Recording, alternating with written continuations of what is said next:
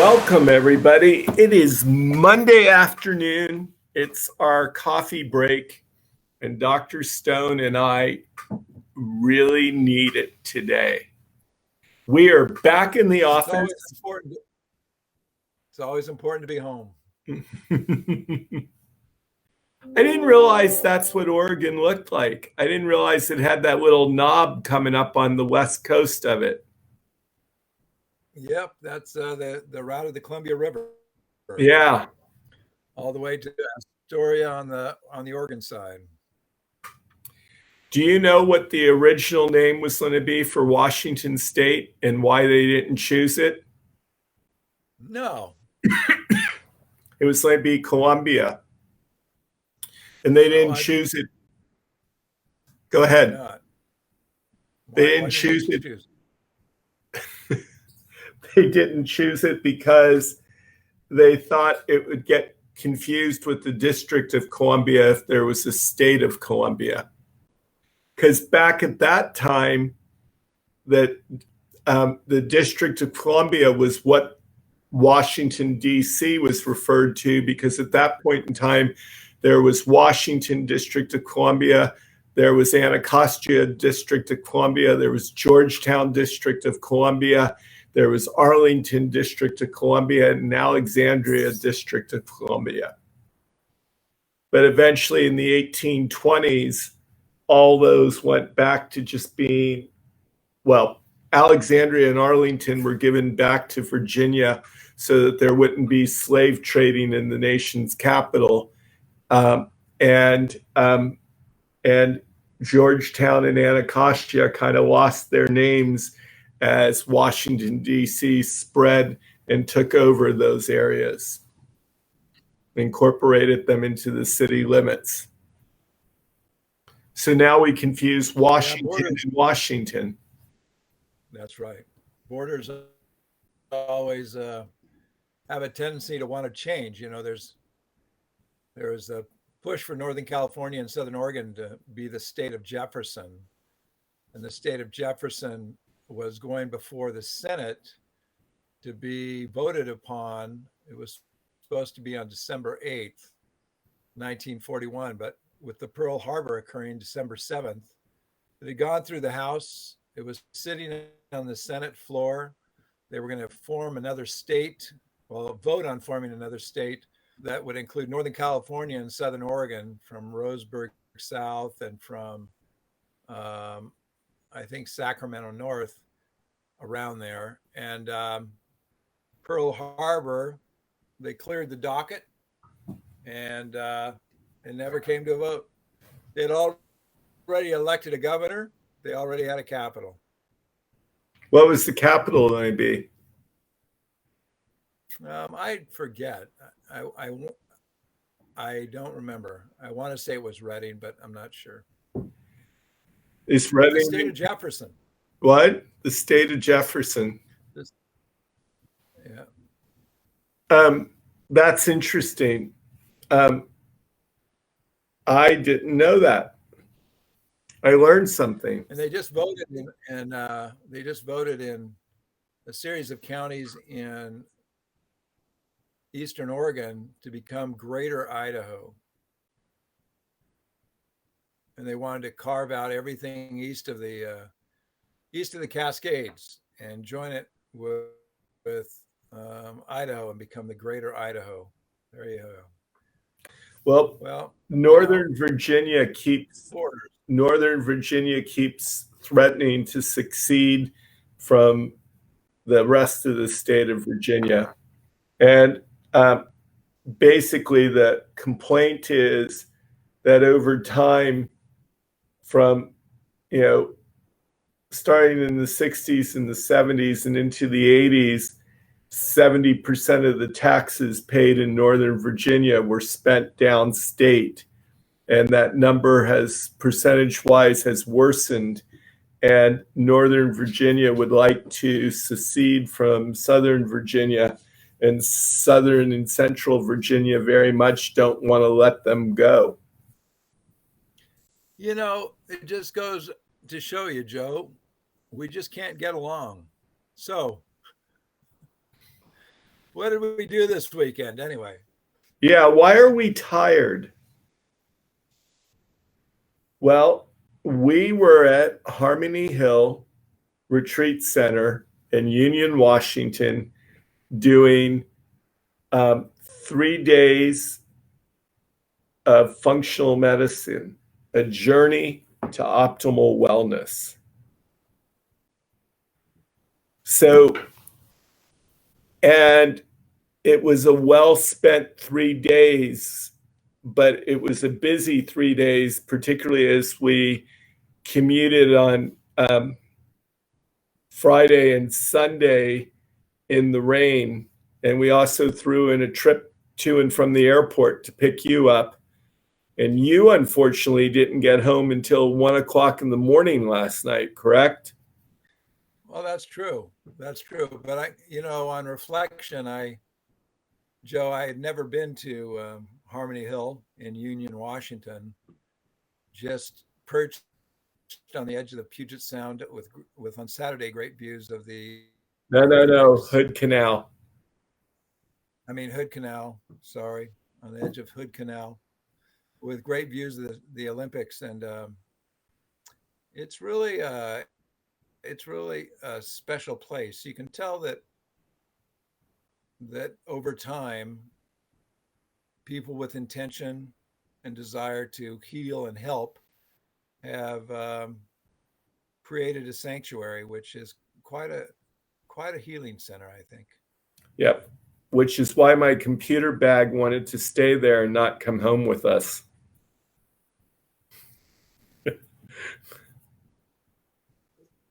So you could have been broadcasting from Harmony Hill, Joe. Yeah. Unfortunately, for my computer bag's sake, I drove out there this morning, got it, and brought the Runaway home. So you've had a relationship with Harmony Hill before. When did you start understanding what was happening out there? Well, really, the person who introduced me to Harmony Hill is our colleague, Deanna Minnick. And the first time I ever heard Harmony Hill mentioned was when I heard that Deanna was going to get married out there. And she did. But I missed the wedding because, I missed the wedding because I was elsewhere. But through Deanna, I met Gretchen Shoddy, the founder, and really the extraordinary caretaker of the vision of Harmony Hill through all of these years, the force that guided the development of their programs. They give free cancer care programs, free to the attendees, 3-day programs, 3-day weekends, and they do those regularly. And they've been doing them for years. And so I knew about Harmony Hill for those reasons. And in 2019, I went out there for the first time and attended their auction. And the PLMC had a table, and we were joined by Lyra Heller, an anthropologist who works with us on the Lifehouse Project and taught with us this weekend, and joined by another one of our faculty members, Courtney Suter, who was out there with us, and joined by Deanna Minnick, all for dinner. And I bought a trip to Paris, which has never taken place because of COVID. And I keep paying more money to extend the deadline for using it. Well, maybe you have to fit that in after Feathered Pipe in early July, where we will extend this 2.5-day wonderful experience to more of a 5-day experience. What do you think? Yeah, well, maybe. I feel like I've traveled a ton more in this weekend than I have in years. Because, to and fro 4 times from Harmony Hill to and fro the airport twice. I haven't done this much driving in God knows how long.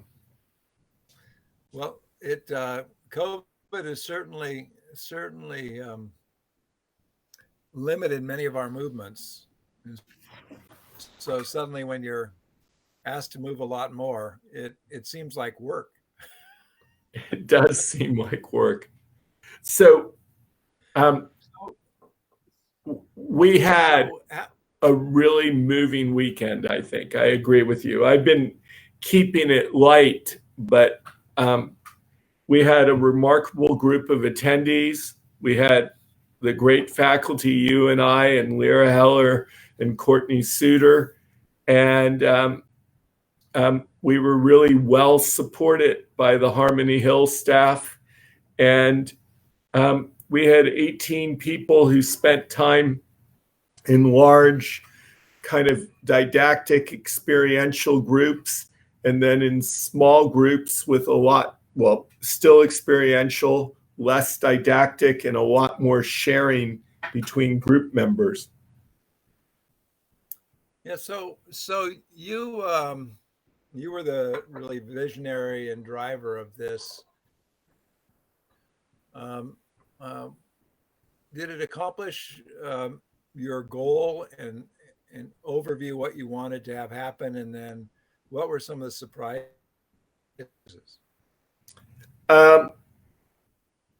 So the purpose behind doing Harmony Hill and the purpose behind doing Feathered Pipe in, God, it's 2 weeks or so, 2.5 weeks.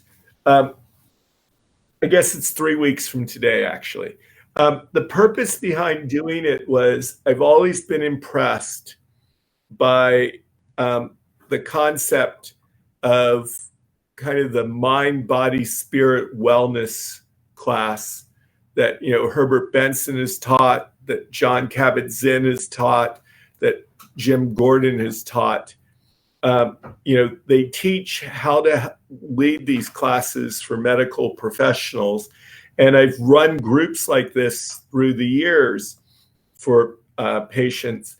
And the gap that I saw is, as you and I have been doing all the work that we've been doing on behavioral change, the gap I saw was amongst a lot of behavioralists and a lot of people studying change is the belief that motivation doesn't work.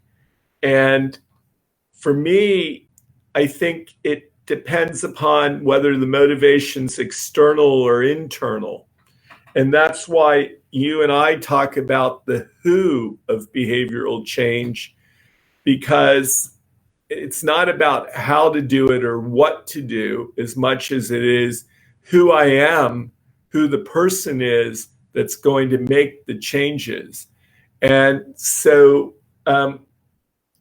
blending together the kind of discovery work of a transpersonal approach to behavioral change, and then adding in the functional medicine model, which, because of that model, is so valuable to behavioral change. And you went through that in detail during our course time. So maybe you can tell us a little bit about that. But the blending of the two is unique. And I think it's gotten us to a special place in terms of what we can offer. Well, I do too. And I think that the almost the transpersonal aspect of it is I felt like I was tap dancing on our corpus callosum all weekend. You know, the right side of us is the left side of our brain is yesterday, today, tomorrow, with facts and would have, should have, could have, and the right part of side of our brain is imagination, is artistic output, is where so much of the adaptive unconscious is. And the eureka moment that we were seeing a lot in the small groups, where there was suddenly this fusion of many aspects of imagine into the future, release from the past, um, on the architecture of the things we shared in really in the functional medicine model. And that is, what are the things we can choose to do in our lifestyle and our life choices that improve our well-being and where we want to be. And I thought the wonderful aspect that was integrated was you challenged in homework to have people draw a picture in either art form, or in words, um, their past, their present, and the problem, and then you extended it to the future. And it was wonderful connecting, and you could almost see when those eureka moments were occurring as people wrapped around in their left brain the understanding of the lens of functional medicine and how that is a different lens than how most healthcare is provided. Absolutely. When we're contemplating who it is that's going to change, it's that journey, a little bit of discovery, stripping away perhaps layers of the ego, uncovering spirit and integrating spirit with ego to create that soulful presence, that I that we all possess. And in doing that, it's a lot about stories and it's a lot about how we get here. So it fits really well with the functional medicine model of thinking timelines, for example, antecedents, triggers, and mediators. But it's exploring it a little bit more. As you said, it's moving away from the left brain, which is all the details, and it's looking back at prior reports and x-ray scans, and it's going into the depth of what's my relationship like with my parents, what were my genetics like, what was this like, what set me up for being here, perhaps what are some of the triggers, and not just triggers for an illness, because that's the power of functional medicine, but the triggers that are disturbing, balance, because in a big data kind of precision testing way, you can look early enough along that timeline to start seeing that there are events that have taken place and triggers that have taken place that disturb our wellness, and yet we wouldn't be diagnosed with disease. Yeah, that's exactly true. And I think the other thing we chatted about is through the Lifehouse project that you're directing this, and I'm involved as a co-investigator. We are looking at ways, well, first of all, to assess function, but also recognize that for every period of life, we have the normality of function, even after the normality of function of the fertilized egg and sperm and early pregnancy, all the way up to our last breath. As hopefully as an elder, we have those areas of function: cognitive, emotional, physical, physiologic, and the whole gamish of behavior. And we can identify normal or extraordinary behavior, but we can also identify disrupted behavior. And when we disrupt any of those 5 areas, then our well-being, our perception of wellness, changes. It takes a hit. So how do we look through that lens versus the title of a disease to really begin to identify when our well-being or our wellness started being affected in our life? And when people start looking through that lens, suddenly I was on the I was on the path of wellness and then a person can dissect what are the stories or legends I tell of my time since that period that is keeping me stuck. And once we identify that, then we might be able to be free and liberated to walk on a different path. Yeah. Kind of going to that book, Your Mythic Journey by Sam Keen and Ann Valley Fox. They have a quote about reauthorizing the myth by which we live. Because we really do tell stories, and the way we understand events, clearly it influences how we make our choices.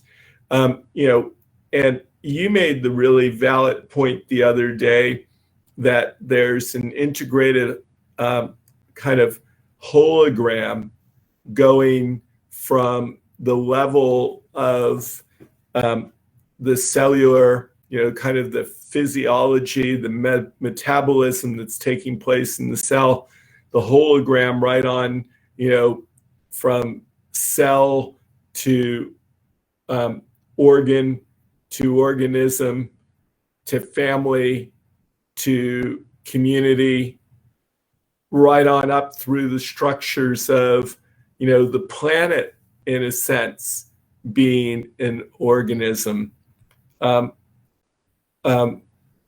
So kind of a really neat way of looking at this, but the communication, at all those levels, like it makes me think about, we're telling stories about what happened today. We tell stories about what happened a couple hundred years ago. That's the history telling us what happened. And in a sense, the way we remember things and the way we tell things inform how we view things. Because, we talked about the studies that demonstrate that imagination is just as strong as the actual received image. And imagining something, causes neurons to fire together and wire together in the same way. No, that's exactly right. And how often, imagine if we told our stories or our recollection with the sense of awe or the sense of miraculous versus the sense of harbinger and the sense of defeat. We know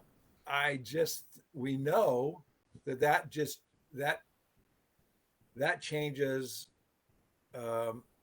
how we walk that perception forward, So it's not to be Pollyanna about it, but, if we escape out of an obvious bad situation, can we be awe-inspired that the fact that we escaped from the obvious bad situation, Anyway, tying it to, the other vehicle we used this weekend, Joe, and is how we tied some of the ancient knowledge of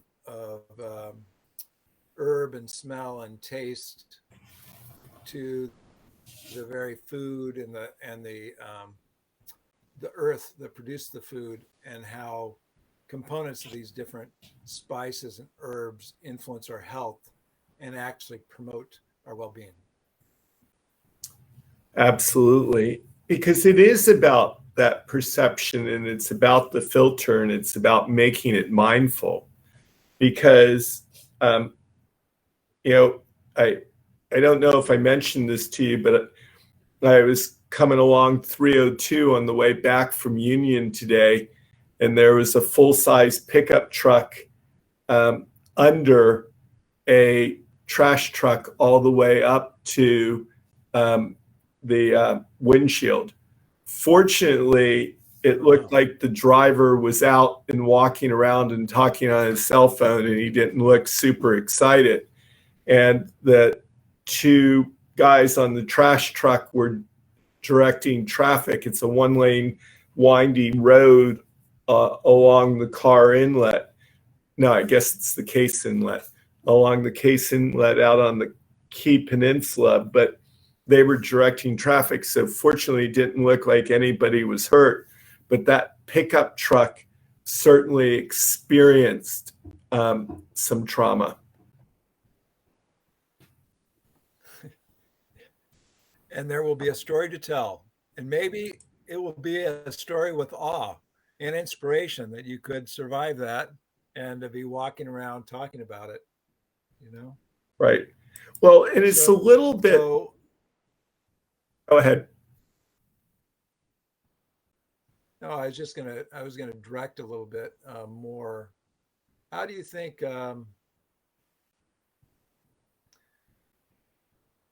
did the weekend emerge as you thought it might, or was it better than you expected? Um, whenever you bring together a group of people, you never quite know what's going to happen. But I was very satisfied that probably, or more than satisfied, that good things happened. And you don't really, it's one of these things, and you don't really know. You can't see kind of the imprint of what happens. I kind of think I have this mental image that we're all kind of walking along a river or a creek, and we're walking on trails next to us, intertwining trails. It's forested. You can't actually see who's on the trail next to you. You can't necessarily see. You can't necessarily always see the water. The water's sometimes really slow moving, sometimes it's fast moving. And it seems like every time we make a decision, we're tossing a rock at the water. And, if you toss your rock in where it's rapids, you may not even be able to see that the rock had any impact upon the flow of water. Or if you toss your rock where everybody else is throwing their rocks, it all kind of equals out. You get kind of standing equilibrium waves, and sometimes they sync up and make really measurable changes. They amplify. But in other places, it's just noise and they get used up. But every once in a while, you come to some still water, a place of stillness, and you throw a stone, and it's like when you throw the stone, instead of throwing it this way at the water, you toss it in the air, and it comes down and makes a huge splash, which always creates a wow. When you do that, you don't always know that that's going to be the impact. But I kind of feel like we threw a big stone into still water, and I don't think we're done noticing all the things that took place. That's a great visual. While you're talking, let me share a visual from probably about 18 years ago, when it was in remote rural Idaho, driving along a road. There's the roads curve around all these. They're called the chain lakes. And the chain lakes in early winter, there may be no snow on the ground, but it may be 20 degrees. And one time I was driving along and I slowed down to look at the beautiful remaining late fall, early winter colors, and it was that cold. And there was no ice on the lakes, which struck me as odd. And then there in front of me, in the very absolute still, in the super cooled water, a single leaf fell off a tree and gently dropped down and landed on the surface. And then I watched with amazement on just that little bit of change in the tension. Crystal ice extended out from that leaf. And suddenly there was a large area of ice. So it was the trigger on prepared water that changed its being from super cool liquid to ice. And I really haven't ever seen that again. And sometimes when you're in a place where all of us can quiet enough that there is just the right stimulus of thought or of situation that allows thoughts and beliefs and experience to change. So when you left that place, you had change that you didn't expect. Yep. Absolutely. And I am confident that Feathered Pipe Ranch in Helena, Montana on the 5th of July is going to be as magical as Harmony Hill was. I really believe that. 12 people have received scholarships. There's some on the waiting list. There are some people who have signed up outside of that. And we still have some openings. So if what we did at Harmony Hill sounds interesting to you, then either go to the Feathered Pipe Ranch website or go to the Joseph Lamb MD. Well, it's www.josephlambmd.com and find it there. Or here on Facebook, it says an event on the Joseph Lamb page where you're watching this. So it's been a special week. It was really good to talk about it with you here, Michael. I hope people get interested and excited, and I'm going to ask everybody to pass it on if you can. So, thanks a lot. Bye-bye. We'll see you. Good to see you join us, Alice and Karen.